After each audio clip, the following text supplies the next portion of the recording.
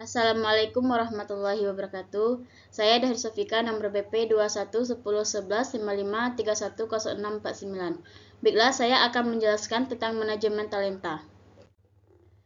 Talenta yaitu keterampilan atau kapabilitas yang memungkinkan seseorang melakukan tugas tertentu, atau bisa dikatakan kumpulan kemampuan bakat alami seseorang, keterampilan, pengetahuan, kecerdasan, sikap, karakter, dan dorongan untuk belajar dan bertumbuh. Manajemen talenta. Pengertian manajemen talenta bisa diartikan yaitu aktivitas strategis yang dilaraskan dengan strategi bisnis perusahaan yang bertujuan menarik, mengembangkan, dan mempertahankan pegawai yang bertalenta pada setiap level organisasi, atau rangkaian kegiatan manajemen SDM untuk mengidentifikasi, mengembangkan, dan mengaktualisasi potensi sekelompok karyawan unggulan untuk meningkatkan kinerja perusahaan. Alasannya yang pertama, meningkatkan kompetensi global, yang kedua, perubahan dalam permintaan dan persediaan tenaga kerja, yang ketiga, distribusi talenta yang tidak semerata, yang keempat, pengelolaan beragam tenaga kerja di berbagai tempat, yang kelima, keterampilan dan pergeseran pikiran, yang keenam, teknologi, yang ketujuh, adanya jurang suksesi kepemimpinan, yang kedelapan, biaya kesalahan pengelolaan talenta meningkat, yang kesembilan, tidak adanya ukuran modal SDM. Yang ke-10, kesiapan perubahan yang rendah. Selanjutnya, manfaat. Manfaatnya yang pertama, bagi organisasi. Bagi organisasi ada penjelasannya. Yang pertama, meningkatkan kualitas pelayanan. Yang kedua, meningkatkan kepuasan pelanggan. Yang ketiga, menurunkan biaya TK. Yang keempat, meningkatkan produktivitas dan profit. Yang kelima, menciptakan keunggulan bersaing. Yang keenam, menjamin ketersediaan calon yang menduduki posisi strategis. Yang ketujuh, menjamin aktivitas dan efisiensi. Selanjutnya yaitu ada karyawan. Yang pertama, meningkatnya komitmen. Yang kedua, meningkatnya kepuasan kerja. Yang ketiga, tersedianya pola karir yang jelas. Yang keempat, meningkatkan nilai karyawan. Yang kelima, meningkatkan keterikatan karyawan. Ruang lingkup manajemen talenta, yaitu ada namanya pekerjaan sasaran, yaitu sama dengan mengidentifikasi tipe pekerja. Yang kedua, ada namanya individu dengan potensi tinggi. Yang ketiga, model potensi. Yang keempat, jejak karir. Yang kelima, pusat penilaian. Yang keenam, berbagi risiko pengembangan. Yang kedelapan, saluran kepemimpinan. Yang kesembilan, pivotal talent pool. Yang kesepuluh, segmentasi talenta khusus. Identifikasi tipe pekerjaan. Yang pertama, deskripsikan aktivitas kerja atau tugas-tugas yang terlibat dalam melakukan pekerjaan. Yang kedua, pengetahuan, keterampilan, dan kemampuan atau potensi yang diperlukan untuk melaksanakan pekerjaan. Yang ketiga, data dalam rentang kinerja pekerjaan. Yang keempat, karakteristik tempat kerja. Yang ketiga, definisi potensi tinggi. 35% karyawan dalam manajemen puncak, 25 level kemampuan berpindah dan menjalankan 2 posisi atau level di atas peran sekarang. 10% kinerja potensi, 25% tidak diketahui. Tujuan. Yang pertama, sarana untuk menerapkan konsep kompetensi sesuai dengan kebutuhan organisasi. Yang kedua, memahami variabel penentu kinerja. Yang ketiga, menyebarkan potensi secara cepat dalam organisasi. Yang keempat, kriteria promosi, yaitu ada di namanya senioritas. Yang kedua, namanya kinerja. Hal yang harus diperhatikan, yang pertama, kriteria harus fair, yaitu kinerja. Dua, cara harus fair. Yang ketiga, seleksi berdasarkan penilaian pimpinan dulu dan sekarang. Yang keempat, gaji didasarkan pada kelayakan pekerjaan, bukan penilaian pemimpin. Yang kelima, tidak ada diskriminasi. Yang kelima, kriteria, yaitu yang pertama, keterampilan komunikasi. Dua, keterampilan memecahkan masalah. Yang ketiga, mempertimbangkan dan kesadaran terhadap orang lain. Yang keempat, kemampuan mempengaruhi orang lain. Yang kelima, mampu mengorganisasi dan merencanakan. Yang keenam, dorongan untuk berprestasi. Yang ketujuh, toleransi terhadap stres atau ketidakpastian. Selanjutnya itu ada namanya karyawan yang berkembang dan menghasilkan nilai ekonomis positif daripada karyawan yang tidak dikembangkan. Yang kedua, kemampuan karyawan memberikan kelebihan dibandingkan dengan kompetitor. Yang ketiga, kemampuan tidak mudah diduplikasi. 1. Super keeper, yaitu talenta tertinggi di organisasi. Yang kedua, ada yang namanya keeper, yaitu selalu berinovasi. Yang ketiga, ada namanya solid citizen, yaitu sesuai dengan tanggung jawab pekerjaan. Yang keempat, ada namanya misfit, yaitu tidak memenuhi kinerja. Selanjutnya, model manajemen talenta terpadu. Yang pertama ada namanya strategi bisnis.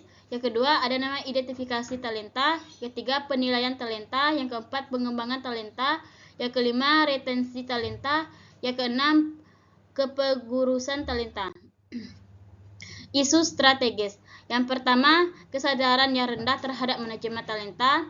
2. Kurangnya dasar pemahaman pengelolaan talenta di organisasi. 3. Komunikasi yang buruk atas dan bawahan. 4.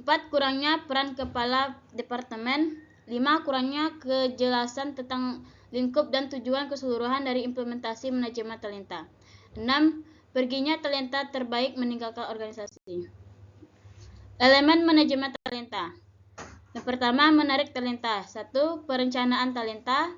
2. Proses rekrutmen. 3. Proses seleksi. 4. Proses orientasi talenta. Mengembangkan talenta. 1. Manajemen kinerja. 2. Pemetaan talenta. 3. Analisis kebutuhan, pengembangan, dan pembelajaran. Yaitu bisa diartikan yaitu perluasan dan pengkayaan pekerjaan, pemberian penugasan khusus, pelatihan pengembangan di tempat kerja, dan mentoring pelatihan lintas divisi. 4. Implementasi pengembangan dan pembelajaran.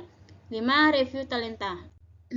Mempertahankan talenta itu ada 3 macam. 1. Perencanaan karir. 2. Perencanaan suksesi. 3. Mengikat talenta. Perencanaan talenta. 1. Analisis kebutuhan talenta, yaitu visi, misi, strategis, dan persyaratan kebutuhan talenta. 2. Kunci penggerak bisnis. 3. Persaingan dan kriteria pemimpin. 4. Budaya dan nilai-nilai perusahaan. 2. Identifikasi posisi kunci. Yang pertama, posisi apa saja yang terkait langsung dengan operasional utama bisnis perusahaan. Yang kedua, posisi apa saja yang menentukan kinerja bisnis perusahaan. Yang ketiga, posisi apa saja yang menentukan pertumbuhan bisnis perusahaan. Yang keempat, posisi apa saja yang sangat menentukan naik turunnya biaya perusahaan. Yang kelima, posisi apa saja yang menuntut pengusahaan kompetensi yang jarang tersedia di pasar tenaga kerja. Yang ketiga, analisis kelompok talenta level struktural. Yang pertama, identifikasi kompetensi yang dibutuhkan atau keahlian, pengetahuan, dan sikap dalam menyelesaikan pekerjaan. 2.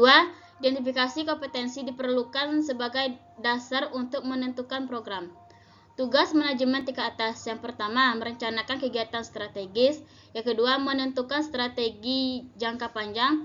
3. Mengarahkan perusahaan. 4. Membuat kebijakan dan keputusan secara umum.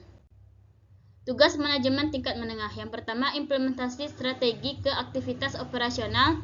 2. Implementasi kebijakan dan keputusan dari manajemen tingkat atas. Manajemen tingkat bawah. Yang pertama, memastikan pekerjaan dilakukan dengan baik. 2. Memastikan perencanaan dilaksanakan sesuai. 3. Membantu manajemen tingkat menengah mengimplementasikan strategi. Program pengembangan kelompok talenta level fungsional. 1. Permasalahan teknis yang sering muncul. 2. Kompetensi teknik yang dibutuhkan untuk menyelesaikan masalah. 3. Program pengembangan yang dibutuhkan untuk menyelesaikan masalah. Rekrutmen dan seleksi talenta. Yang pertama, yaitu job posting, yaitu memberikan kesempatan bagi karyawan untuk memiliki kompetensi untuk dapat masuk dalam kelompok talenta. Talenta inventory, yaitu penggunaan data perusahaan tentang karyawan yang berkompeten yang dipilih untuk mengisi suatu posisi di perusahaan. Keuntungan rekrutmen internal. Yang pertama, media promosi positif, membangun moral karyawan, mendorong individu berkualitas dan berambisi, meningkatkan kemungkinan seleksi yang bagus karena informasi berkaitan dengan kinerja individu telah tersedia, lebih murah dibandingkan rekrutmen eksternal, mengurangi biaya orientasi. Rekrutmen eksternal, yaitu informasi dari orang dalam, perusahaan pencari tenaga kerja, agen swasta, institusi pendidikan, iklan elektronik, dan media, penempatan WNA headhuter. Keuntungan rekrutmen eksternal. Pertama, menciptakan pemahaman persepsi mengenai brand perusahaan. Dua, membedakan antara persepsi dan realitas. Seleksi talenta. Tahap yang pertama yaitu menetapkan kriteria potensi yang dibutuhkan. Tahap kedua, membeli prediktor dan teknik penilaian yang sesuai. Tahap ketiga, menetapkan kapan mengukur setiap prediktor. Tahap keempat yaitu mengolah informasi dan memilih kandidat yang sesuai. Kesalahan rekrutmen dan seleksi. Yang pertama, tidak melakukan pemeriksaan secara hati-hati. Yang kedua, terlalu mengandalkan ijazah. Yang ketiga, rekrutmen hanya mengisi lowongan yang ada. Yang keempat, memberi janji kosong. Yang kelima, kekurangan dalam keterampilan wawancara. Yang keenam, calon tidak meminta untuk membuat proposal. Yang ketujuh, merekrutmen orang-orang terdekat yang telah dikenal. Yang delapan, merekrut calon yang tidak sesuai. Yang kesembilan, ketidakcukupan informasi. Orientasi talenta. Manfaatnya yang pertama, motivasi, semangat, meningkatkan pemahaman akan tugas, turnover turun. Program onboarding. Yang pertama, tahap jangka waktu pelaksanaan program. Tahap yang pertama itu pengenalan dan menyediakan informasi berkaitan dengan pekerjaan dan informasi di luar pekerjaan. Yang kedua, tahap kedua, pelaksanaan penugasan oleh karyawan baru. Tahap ketiga, pengukuran kinerja telah menyelesaikan pekerjaan dalam waktu 180 hari. 3 indikator keberhasilan program onboarding. Yang pertama, ukuran operasional. 1. Hasil evaluasi oleh stakeholder. 2. Penggunaan sumber daya tersedia. 3. Frekuensi penggunaan. Ukuran manajemen. Yang pertama, produktif dalam menggunakan peralatan, informasi, sumber daya, dan kontak. 2. Pembuatan rencana efektif oleh karyawan. 3. Hasil evaluasi oleh kepala departemen dan departemen SDM. Ukuran strategis. Yang pertama, eksekusi rencana kerja secara efektif, tidak terjadi pengunduran diri dalam waktu 6 bulan, 100% puas dengan kinerja yang ditunjukkan, 4 karyawan yang baru mencapai target diberikan. Penetapan target individu dan kelompok. Yang pertama, kebutuhan untuk meningkatkan kinerja perusahaan berdasarkan tuntutan yang di lingkungan bisnis. 2. Kondisi internal perusahaan mencakup kesiapan instruktur, saran, prasarana, kesiapan SDM lainnya, seperti kondisi keuangan dan kesiapan sumber daya. 3. Deskripsi pekerjaan masing-masing individu maupun kelompok dan tim. 4. Hasil evaluasi hasil penilaian kinerja periode sebelumnya. Syarat target kinerja. Yang pertama, spesifik. 2. Terukur. 3. Dapat diraih. 4. Relevan. 5. Berjangka waktu. Manajemen kinerja. Manajemen kinerja itu ada komponen. 1. Kompetensi. Bisa dikatakan pengetahuan, perilaku individu dan tim. 2. Pengembangan dan kompetensi. 3. Motivasi dan produktivitas. 4. Perencanaan dan perubahan strategis. Etika penilaian. Yang pertama ada namanya saling menghargai. Yang kedua adil. Yang ketiga transparansi. Umpan balik efektif. Yang pertama, umpan balik diberikan setelah pekerjaan dilakukan.